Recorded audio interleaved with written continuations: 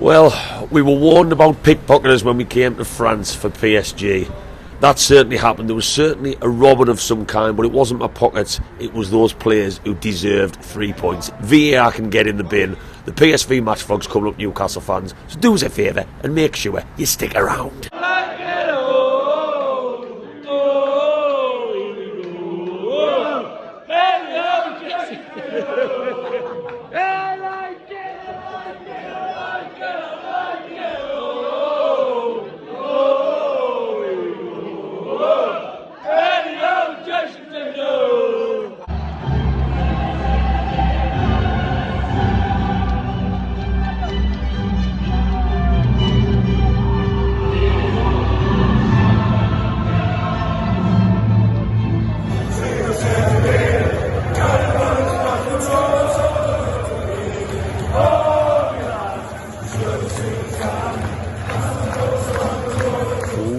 Welcome back to Black and White Banter, or should I say bonjour, comment to Black and White Banter, or is it Je m'appelle?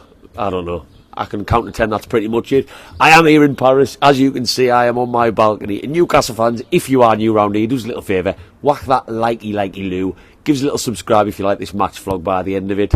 So yeah, head's a little bit sore, partying with the Colombians last night, and the Mexicans and all sorts of people. I am here in Paris for what I'm hoping isn't our final European away day of the season, but we don't know. It could be. It could very well be. And it's funny, going into this match, I'm not expecting very much. I said that at the weekend, even after Chelsea, with the injuries we've got with the substitutes bench, which I'm expecting to see, which will be interesting to say the least tonight.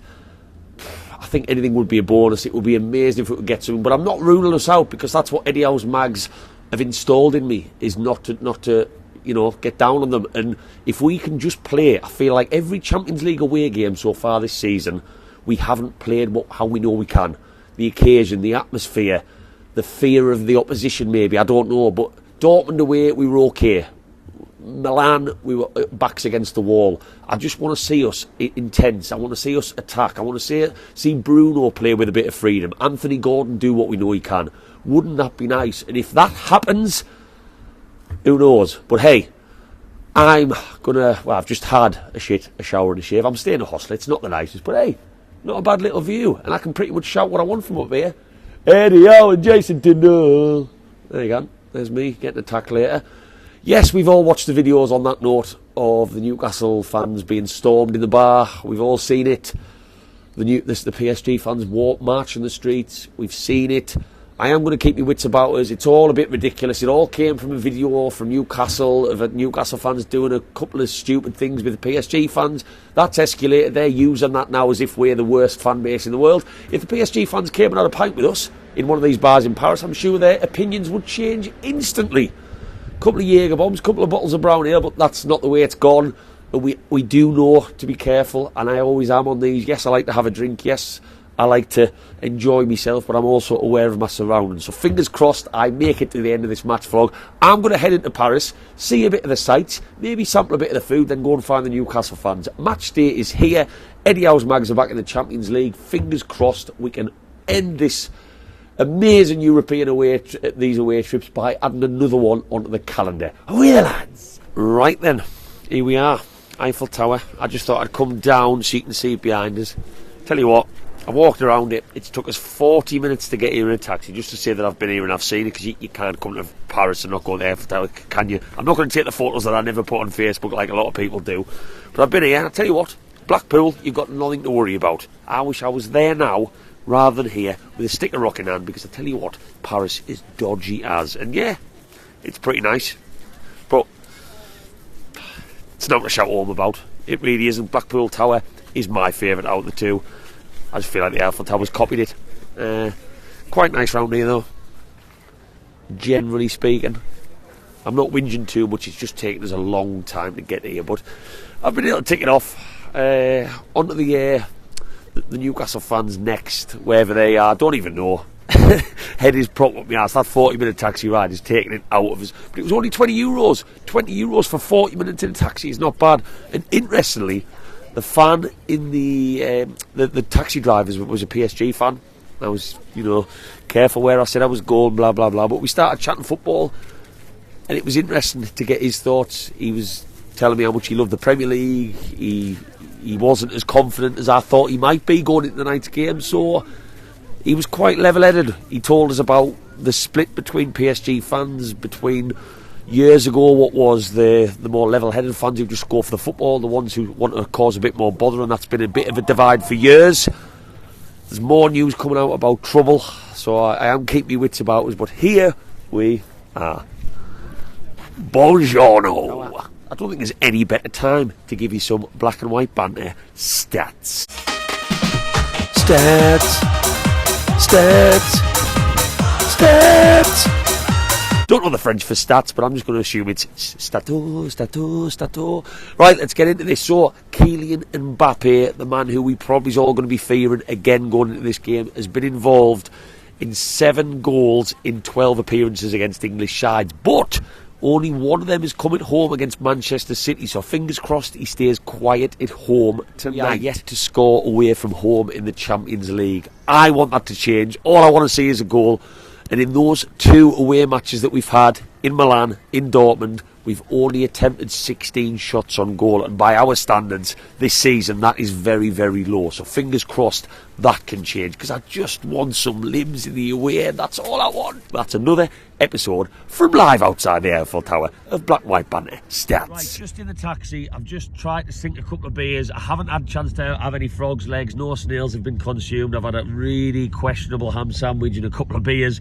I'm in the taxi to go meet the Newcastle fans now, but as I always do, I've been chatting to my Uber driver, Adele, and he also wants Newcastle to win. Adele, I hope that you win the game tonight. And you're a big Marseille fan? Yes. We were just talking, my worst memory as a Newcastle fan was that 2-0 Didier Drogba double in the UEFA Cup semi-final back in 2004. Just before they sold Drogba to Chelsea. I was devastated, but he wants Newcastle to win. He does not like PSG, so that's only be a good omen, I'm hoping. And what have you got to say for us, Eddie Howe's Mags? Eddie Howe's Mags. Definitely had worse walks to a pub. Definitely had worse walks to the pub to find the Newcastle fans.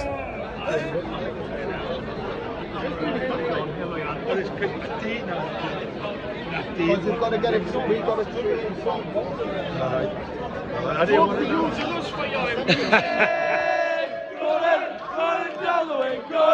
Make the Geordie say, Gordon, we're all going to Paris.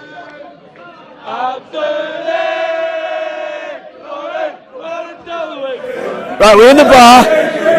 Fia's the intern. I'm joined by the ladies. They've already been interviewed by ITV, so for me, this is small scale for you guys, isn't it? Totally. Celebrities. Right. Predictions for tonight? 2-1 to us. First scorer? I hope Joe Linton. 4-1 Newcastle. First scorer? Isaac. Oh, big wins. How's the drinks going down? Too nicely. You've been here since Pint of bucket. last Tuesday. We're staying till next Tuesday. Whatever it feels like last Tuesday, yes. Right, well, I think I'm joining you. The bank manager might agree. I'm joining you in the away end, Nana, so. Yes, you definitely. Yes, you are. What's your prediction? I'm going to go 2-2. I'm going to stay on the fence a little bit more than you. And scoring? Boring. Lascelles. Oh, I just said Lascelles. You say one out loud? I've got him down as my 3rd goal scorer. Oh, there you go. 3rd one. There we go. Lascelles scoring. 1, 2, 3, 4. Geordie's in Paris, Sunderland at home. Geordie's in Paris, Sunderland at home.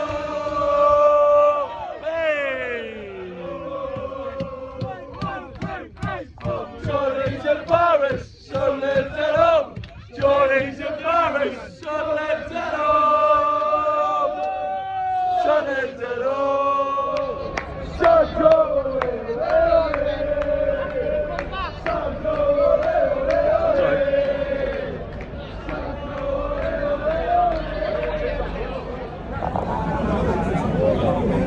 Just been to get five quid's worth of food there.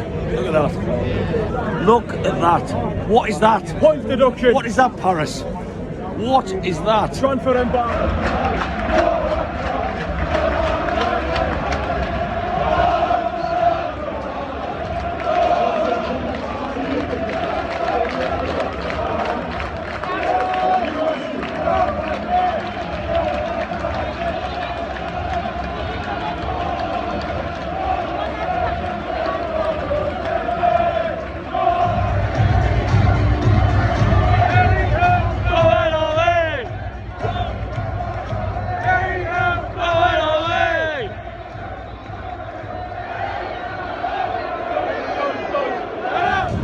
What is this? It's absolutely horrendous. I feel like having a fucking boxing match. Get the football on, man.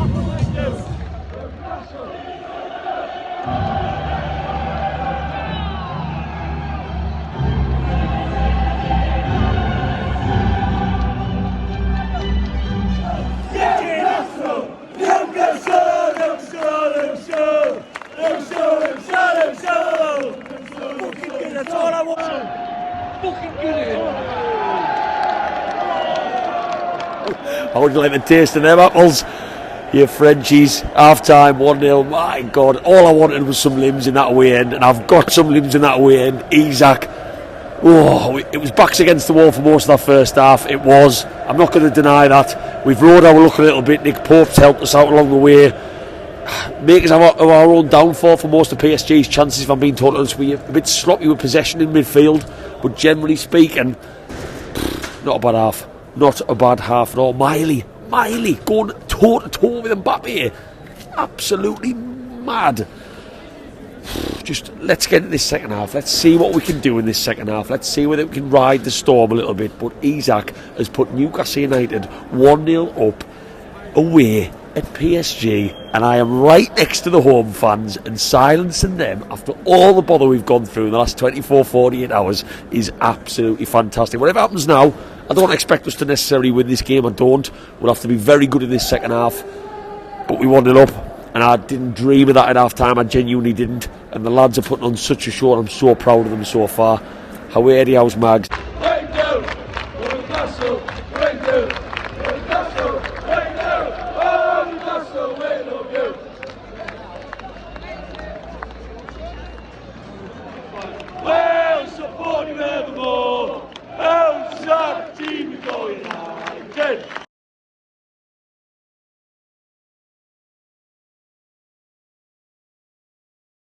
Oh, it's the morning after the night before. My voice is gone, of course it has. I didn't want to record straight after the match last night. It was hectic coming out. I was low on phone charge, but also I didn't want to make the video too much of a rant, and I think in that moment it would have only been a rant, and there was so many positives to take away from the game. So here I am, just about to head over to the airport once I've had some French breakfast. I haven't really sampled the food yet. Wow, what a night. But as I said as I was coming out there, if we'd been losing that game for most of it, so PSG had scored early and we lost the match 1-0, that probably would have been easier to take than the way the 3 points were snatched off us there. So I've watched it back. I watched it back on the way out. I watched it back before I went to sleep last night. And I am still yet to find one professional, ex-referee, ex-manager, ex-player who thinks that's a penalty. So if there is not one person out there in any kind of footballing capacity of any level of respect who thinks that's a penalty, how on God's earth, and I'm not even religious, do a load of people in a studio who are trained in knowing the rules more than us, more than me, more than you, more than the French guy who's just served us this coffee, how can they look at that and give it? Now, what I'm not going to do on this video is give all of my thoughts that might lead down the path of a conspiracy, because I tell you what, some of the people who run PSG have very close connections to UEFA. I'm not saying that is the case here, but I'm just questioning that it's difficult not to go down the rabbit hole of conspiracy theories when no one thinks a decision was a penalty in a game of that magnitude. In the 97th minute, the ball comes off his chest onto his arm. Where the hell is Livramento, who, by the way, and I'll talk about him in a second, had an absolutely fantastic game of football for Newcastle United. He is looking every bit the real deal. I've never known a player come into the team so fast at the age he is and constantly be getting man of the matches against your Man United, your Man Cities in the Cup, to come away to PSG where you'd be a little bit phased as a younger player, biggest game of your career. Absolutely class. Going forward, defending, decision making, tackling. And if there was one player, I would say, which makes this a little bit harder to take, that didn't deserve that ridiculous decision, it was Tino. And I'm totally with him today, and he'll be watching it back and he'll be feeling just as hungover as I am, not because I've had beers, because I wished I had some beers after that last night, just because the pain that's like today. I feel rough and deflated, probably because we never got the win, but I'll talk about the more positives in a second. But that's a disgrace, and the one thing that I keep saying, oh God, calm down Matthew, it's alright. The one thing that I keep saying, and I said it to the lads whilst we were stuck in that stadium for half an hour, is how come VAR, we are talking about it, or sometimes you get them, sometimes you don't. Two blokes said to me, which I totally understand, they're right, we'll get a couple of dodgy ones further down the season. VAR is in place to cut out the debate that we saw in newspapers every Monday morning when I was a lot younger on the teletext about a dodgy penalty being given or an offside. That was supposed to cut that out, and we are still talking now about decisions. I mean, the Arsenal one, by the way, Arsenal fans, I've seen the comments from them about the PSG match. They are the weirdest, saltiest fans 3 weeks on from a 1-0 Premier League defeat to still be saying, oh, how does it feel and how do you like it? Weird. Really, really sad. I think they need to win a trophy or get a hobby or something other than football, because my God, social media's been toxic from them. But that decision took all of the conversation. Nothing about Newcastle playing well. We were talking about it for days and days and days. Did he think it was? Did he think it was? Here we are again. This one even worse, because nobody is saying, I'm yet to see anyone say that that's a penalty. And for these group of players to come over and put the work in that they did in such a big game that would have put us in such a healthier position in the group if we got those 2 extra points, but also as a fan who's travelled all this way with them absolutely wonderful fans I was in the away end with last night, for us to put in all that work, we would have got one of the most memorable nights in our recent history, coming to the backyard of these lot, not very nice lot if I'm going to be totally honest with you, and getting the 3 points, and that's been snatched away from us. And there's no way on earth that's a penalty. What needs to change with VAR? I don't know. For me, I don't think the system is broken. The screens, the way it's dealt with, I think we've listened to the audio in England, that's pretty solid, apart from that one when he wasn't sure that he missed. Generally speaking, the Arsenal, when I listened to that one back, how they talked about every point was really, really good. So I don't think it's got to be the people. It has to be the people. And of course, when the referee is asked to go to the screen, it's always given. They may as well start saying in their ear, give the penalty, you're wrong. We think it's a penalty. And they're under so much pressure because they're being asked to have a look at it, because that's saying we think your decision's wrong. So they may as well just give it at that point. I looked at the bloke to me right, Fee and Andrew, if you're watching this to my left, and we knew it was. It was just such a bit of pill to take. I really imagine if Nick Pope had saved it. I was daydreaming for a split second about those scenes. But onto the positives, onto the football. I don't think I've been prouder of this group of players in my life. That's a big statement, I know, but if you take into consideration all the things I talked about coming into this, I said I really hope Newcastle play their game. We did a little bit more. In the first half, we had really good spells. We got a lot of joy down the right-hand side. Not so much Anthony Gordon in this game, but he still had his role to play. And I just wanted us to play a little bit more. Not let the occasion get too much. And, you know, the French with the funny little bits of tinfoil, revenge, all that talk going into this one. There was a lot going on.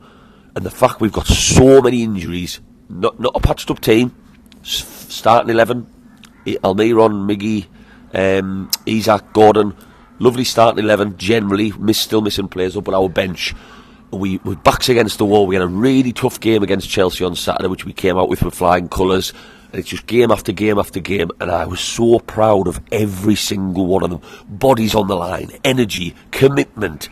Down to the 98th minute, I couldn't have faulted any of them. And standout performances for me, again, Livramento, I've just talked about him, what a player. If there was one man that did not deserve to fall on that awful decision, it was him, because he was just excellent. Lewis Miley's walking into a team we were talking about, and I'm not saying the comparisons are the same because Rooney was like next level of world class, but what I always think when a young player comes in these occasions, he doesn't get in his own head, he's excited, it's like playing FIFA. And remember Rooney at Euro 2004 when he lit it up, he announced himself. For Miley to walk into France, not even old enough to get a beer, to go out there against some of the best players in the world and look as comfortable as he does and contribute to what should have been one of our greatest wins is incredible. And I think Eddie Howe's only brought Miley in. I know we've got injuries because he knows he's ready. I trust my manager that he wouldn't bring a player in off the cold just because of injuries and rush him and affect his development in that sense. He knows he's ready. He showed him it in America. He's trusted him now. And my God, imagine the family of Miley watching him play last night. It was just incredible. And I think there's all the talks about VAR, and I get that. And I'm furious. I am. Cappuccino's gone cold. I'm furious. But we still need to talk about the football match itself, and there were so many positives. And I tell you what, as I said, flip side to that, I'll try and stay as positive as I can, even though it's still a bit fresh. If you'd offered me a point at the start of the day, I would have snapped your hand off. If you'd offered me a goal, all I wanted was to celebrate in the way. I didn't get a video of the limbs, I didn't, because I fell forward, I fell backwards.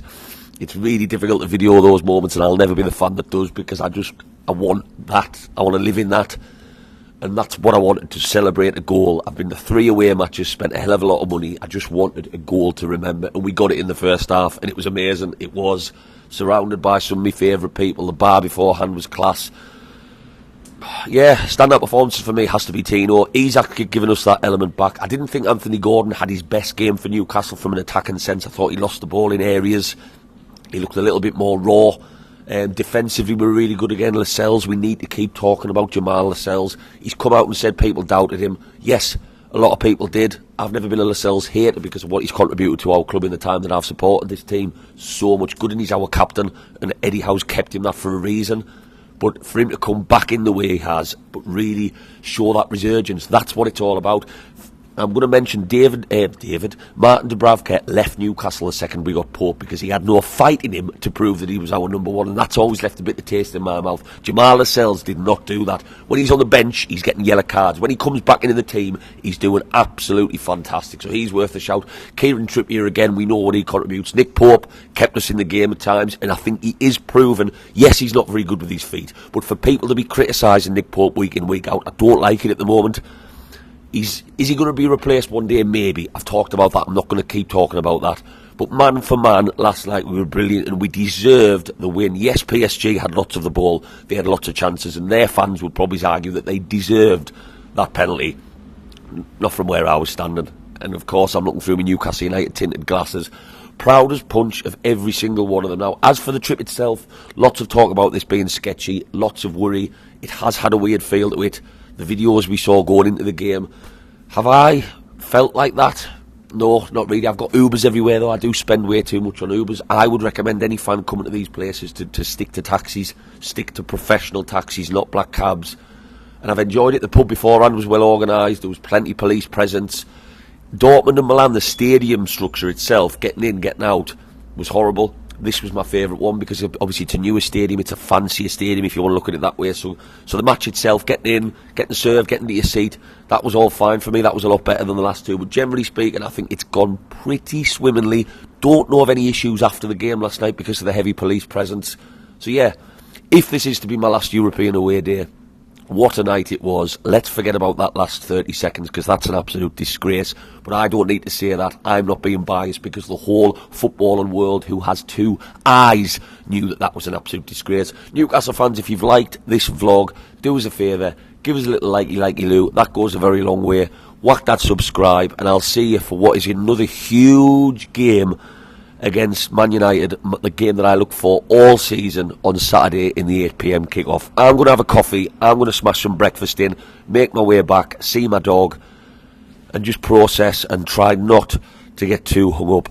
Eddie Howe's Mags have come to France in the backyard of one of the biggest teams. We should have got the 3 points, but we are starting to get noticed more and more and more. And if VAR had done what VAR was supposed to do, we would have been noticed that little bit more and we would have been celebrating a famous win. It's a point gained, certainly, and just stay positive, Newcastle fans, and as always, keep the faith. How are you, lads?